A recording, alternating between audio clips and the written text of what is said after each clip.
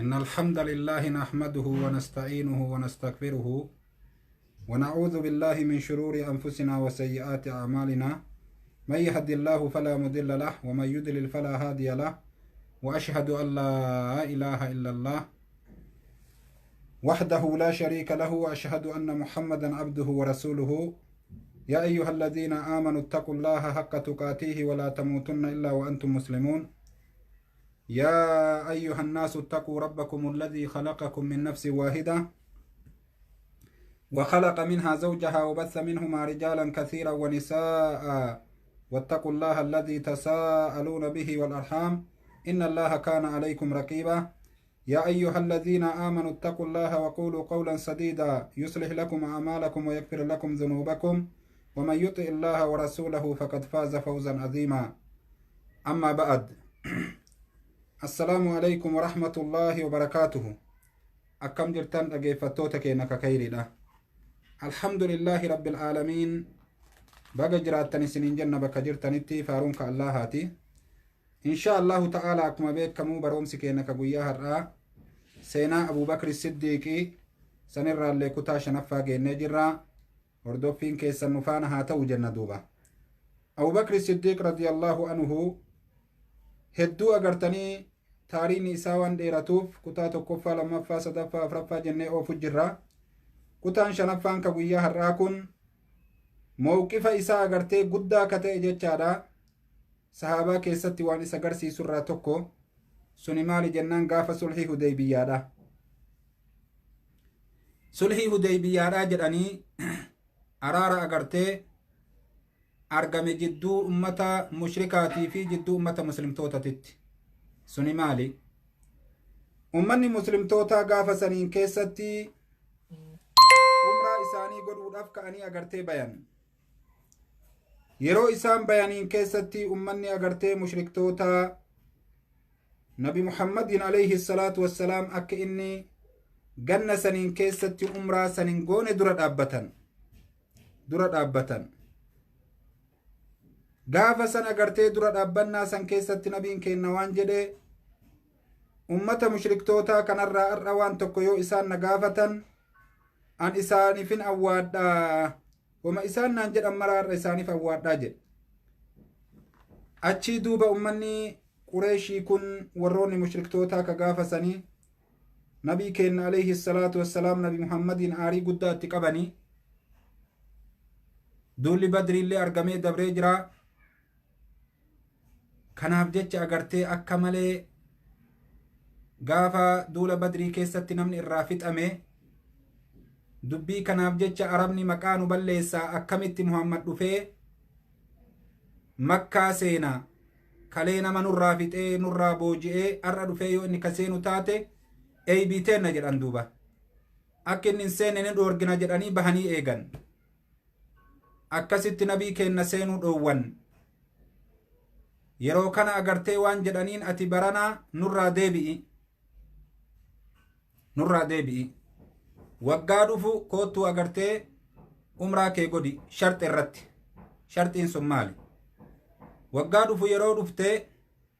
guyyaa 3 callaaf makkaa keessa ooltee bahu nurraa. tanarratti walii haa galluu jedhaniin. xawaafa kan kee waan maraa goote hayyee jedhanii sanirra walii galan. ammallee waggaa 10 jidduu kennaaf jidduu kan keetitti loli dhaabbatu hayyee jedhanii walii galan. ammallee nama islaamahee nurraa gama kan kee dhufe fuutee nutti deebisu. nabi muhammad hayyee jedhe alayhi salaatu wassalaam.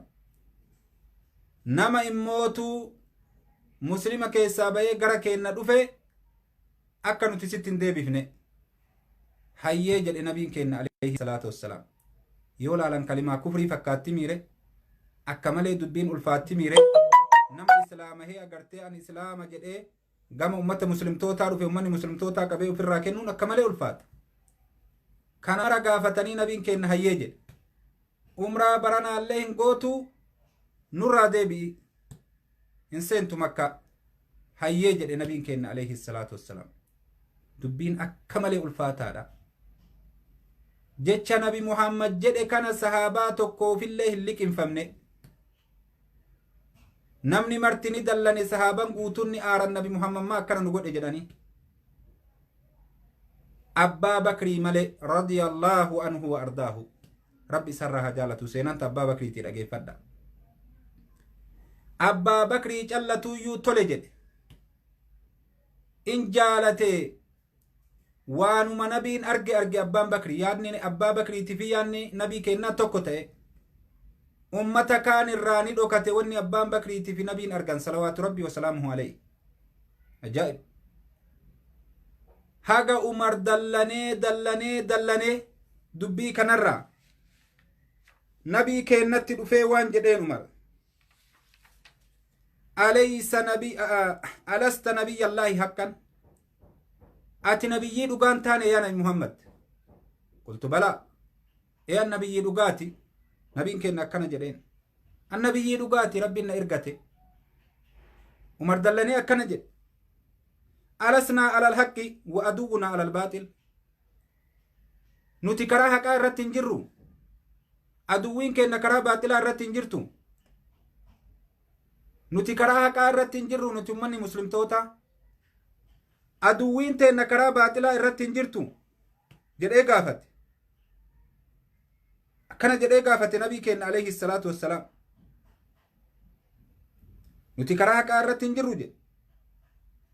aduwwiin kenna karaa baaxilaa irratti hin jiru jedhee gaafate umar nabiin kenna alayhi salaatu wassalaam bala qaala bala nuti karaa irratti jirra aduwwiin kenna karaa baaxilaa irratti jira akkana jedhee deebiseef falima nu'uti daniyyata fi diininaa idan yoos maaliif xiqqeenna agartee diinii kenna irratti nurratti fuuta jedheen nabii kennan maaliif xiqqeenna qeeballaa jedheen ummata agartee kaanurraa islaama'e ummata islaama'ee gama kenna dhufe qabnee isaanitti deebisuun akkami jedheen nabii kennan akkamitti deebifnaa jedheen kun xiqqeenna ammallee agartee kaa nuti ummata umraadhaaf dhufe umraa kana agartee hin seeninaa nuun hin seentanii barana nurraa deebi'aa nuun jedhani akkami qeeballaa yaa dubbii tan mee akkami qeeballa jedheen nabii kennan alayhi salaatu wassalaam maaliif xiqqeenna kana nurratti fuuta yaa nabi muhammad jedheen duuba qaala ni jedhe nabiin kenna innii rasuulullah walastu aasiihi wa huwa naasiri ani rasuula rabbiiti rabbiin tumsaa kiyya ani ergamaa rabbiiti jedhe nabiin alayhi salaatu wassalaam an ergamaa rabbiiti rabbii kiyya ka kilaafu hin taane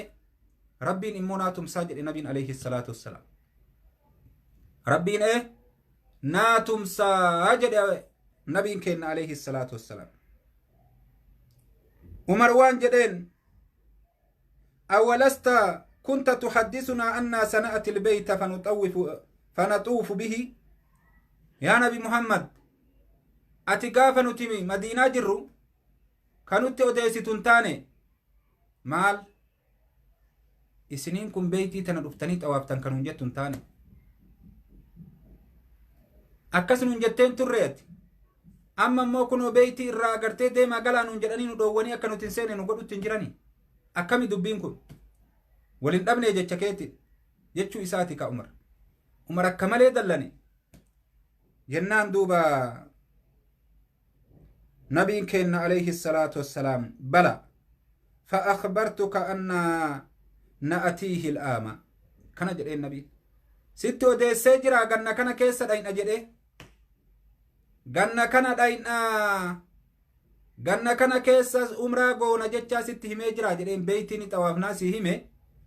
ganna keessa xawaafnaa si himee jedheen nabiin alayhi salaatu wassalaam immoo ati xawaafama jedheen laazima ni xawaafta beeytii kana akkana jedheen duuba qultu laki ganna kana naan hin jenne jedhe umar fa innaka aatiihi wa muxawwifun bihi ati isii tana dhufa maati ammallee agartee xawaafama jedheen nabiin alayhi salaatu wassalaam dhufteetuma xawaaftaa jedheen beeytii kana قال عمر فآتيت أبا بكر فقلت يا أبا بكر أليس هذا نبي الله حقا أجو ديمي أبا بكر برا دكيج abbaa bakrii bira dhaqee waan jedheen nabi muhammad nabiyyi keenya ka dhugaan taane jedhee gaafadhee jedhe nabi muhammad nabiyyi keenya ka dhugaatii miti jedhee gaafadhee jedhe abbaa bakrii umar dallanee jira akka malee qaala balaa nabiyyi keenya ka dhugaa ta'ee jira jedhee agartee ka umar abu bakri siddiq qaala alasnaa ala alhaqqi wa aduwwunaa ala albaaxil nuti karaa haqaa irratti hin taane aduwwiin keenya karaa baaxilaa irratti hin taane jedhee gaafate qaala balaa nuti karaa haqaa irratti taane aduwwiin keenya karaa baaxilaa irratti ta'e jedheen abbaan bakri illee homa nabi muhammad alayhi salaatu wassalaam jawaabeef inni illee jawaabe gaafin umar illee takkama deebisaan nabii kennatii fi deebisaan abbaa bakri illee takkama immoo bakka bakkatti gaafate wal bira hin jiran sila ajaa'ib bakka abbaan bakri darajaa guddaa asii qabadha qaala falima nu'ti addaniyyata fi diininaa idhan maaliif agartee diinii kennan keessatti xiqqeenya nutti fuudharee jedheen nabi muhammad eega dubbiin akkana taate maaliif xiqqeenna fudhannaa jedhe agartee kuni xiqqeenna nama islaama'ee qabanii deebisuun kufritti osoo isaan agartee kaa kufritti deebisuuf naannessanu jennaan duuba qaala ayyuha rajul innahu rasulullah laysa ya'si rabbahu وهو ناصره فاستمسك بغرضه أي اتبع قوله وفعله ولا تخالفه فوالله إنه لعلى الحق أكنا جدي أبان بكري يا قربا كنا جدين أمرين إني نبي ربي كدوغاتي جدين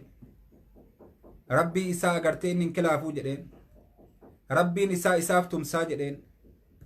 faanoo nabii rabbii qabadhu jedheen ni salphatta umariin faanoo nabii rabbii qabadhu jedheen abbaan bakrii gaafa san dhaamsa ajaa'ibaa dhaame achirratti duuba agartee isa jala deemii gochaa fi jecha isaa keessatti illee isan kilaafiin jedheen sila nabi muhammad agartee kaasiin dura dhuftanii beeytii kana xawaaftan kan nuun jedhun turre jedhee ittimi abbaa bakrii nuun jedhee jira garuu ganna kana siin jedhee jira jedheen lakki jedheen abbaan bakriitii fi nabiin kenna akka nama afaaniin walii tufeetitti dubbiin isaanii tokko ta'e waan cufa keessatti yeroo kana umarillee jecha isaati irraa deebi'e achii nabi muhammad agartee waan isaan jedhan kana mara irratti walii galan suhayl bin amrii jedhanii gama qureeshitii ka kenname inni kun dhufee gatti nabii kennatti dhufee ka walii barreessan ganna 10 lolli akka dhaabbatu jidduu isaaniititti nama islaama'e nabi muhammad akka isaanitti deebisu yoo isaan dhufanii barbaadan umraa baranaa akkan goone ta waggaa dhuftuu akka godhan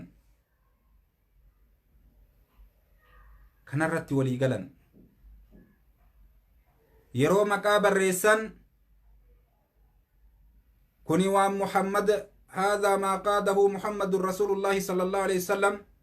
بسم الله الرحمن الرحيم جتشا بريسان أول ويتما كان سهيل وان جده الرحمن الرحيم نتنبين جد بسم الله جل جل بريسا جد نبي محمد علي بريسان إساحك جدين إيغسني أما اللي محمد رسول الله بك جدت لفظي رسول توكي وسو أمن نمال قونا أغرتيسي دي بفنا جدين محمد بن عبد الله جدي جدين كي جدني بريسان سير رقافة سنين مرتي فكتا إسنك جبسيفتن اللي أني رسول مربي تجدين نبين كينا محمد بن عبد الله جدي بريس أكتي دوبا سيرا فكتا كان فلته نبين كينا ظاهرة يولا لم فكتا أمو كيسا واتو جرا وانا جايبا كيسا جرا نسريتم سا جايبا كيسا جرا أجمع نبي محمد أغرتيكا dubbii kana fudhate waytii barreessanii akkana isaa walii geessan abu jandal ka jedhaniin ka islaama'ee makkaa keessatti hidhanii harkaa luka isaa koronyaanii taa'utti jiru fiigee dhufee ummata muslimaa walakkaan lafa dhahee kunoo saabaa islaamummaa kiyyaatiif akkana lukallee na hidhanii harkallee na cinqittiin na jirani yaa ummata muslimtootaa na fudhaa jedhe duuba amma isa kana deebisuu qabda jedheen agartee suhayl bin amri islaamu inni gaafasan ilma isaati ammallee kunoo baallamni nuti walii seenne kana tokko yoo jette baallama kana dalaguu qabda kana guutuu qabda yaa Muhammad jedheen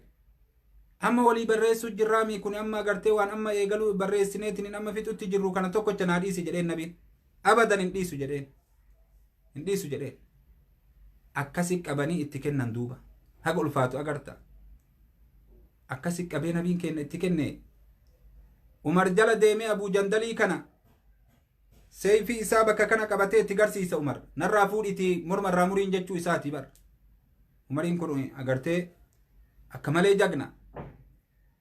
akkasit duuba fudhatee Abuu Jandaliin deebi'ateen agartee Abuu Jandal warra islaama heegizee sanitti rakkisu jiran duuba nabiin kenna asumatti waan sila agartee ka qalmallee asuma qalee mataallee asuma haadatee bes ufirra deebisaadhaaf ka'e sahaaban qaluullee diddee mataallee haadachuu diddee amrii nabii kennatuu godhuu didanii akka malee amriin itti ulfaatee akkamit dachaana lollee cabsinee seenna jedhanii isaan kaa hamilee guddoo qabanii nabiin kenna jalaa dide Ummu Salamaa agartee itti ol deebi'ee nabiin kenna ummanni dideeti waan an jedheen na dhaga'uu dide akkam godha jennaan atummaan dhaabbadhuu qalii atummaan mataallee haadadhu jetteen yoo ati dalayde giddii isaanii dalaganii akkasitti duuba agartee kaa mataallee nabiin kenna haaddatee naraada jedheeni warra irraa haaduun akkasitti ammallee agartee kaa qalma isaa ka oofee deemuu wareega isaa qalee jennaan amma namuu kaa aaraa mataa ofirraa haadan wayta haadan kana mullaaci walci yaada itti jira akka malee akkasit duuba wonna jedhanii qalmallee kama giddii qalanii achii ka'anii madiinatti dacha'an